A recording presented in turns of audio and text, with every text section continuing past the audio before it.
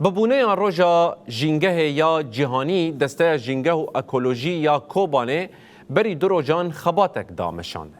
دوی چارچوه ده ایرو دسته به هفکاری شارداری یا کوبانه دست به پینگاوه که پاقش کریه. دسته به وی پینگاوه رد دخوازه جینگه پاقش و درست بهله.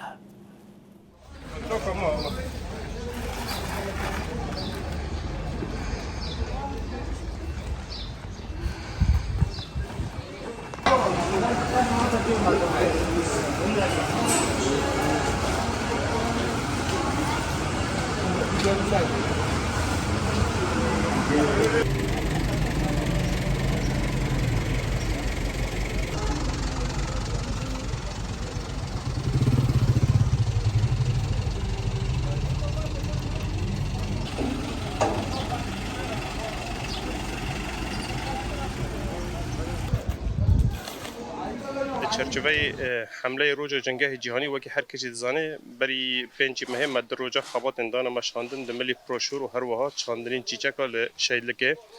به تنسیق به شارداری کوبره برنامه‌ای که گو ایروژی مدنی روزا دشمه گو امروزی که پاکشید نواند بازار کوبانی بر وی یکی وکی و دیبرین در دوری مگیش که خباتکاری شارداری کوبانی هر وها خباتکاری دسته جنگه ایرو ده همی کلان نواند بازار کوبانی ده پاکشید کنه آرمانج وی یکی گو امکان بن جنگه کی پاکش جیانه کی تندرست و هر وها د ملی دیتر دا کی هشمندی کی بدن روشکاندن گوش بو گله ما هر کس خب جنگه و شارداری رو بر ببینه بر وجه ام هیوی دکنج گله خرا هر کس به شارداری خرا به آریکار دسته خود جنگه رو به آریکار گو ولات ما کوبانی تایبت وکی ناو دنگ خواب وکی بازار برخدان نمونه یکی بو همو بازار سوری و باکو روجلات سوری روجاوی کردستان د ملی پاکشی دا د ملی خوزای دا جبو بيجي هيفي اماج قال ما او وهر وها امجي وكي خباتكارن في بربسيارن في غوراوي امي خو خدمات في قالي ببين خدمتكار في باجاري ببين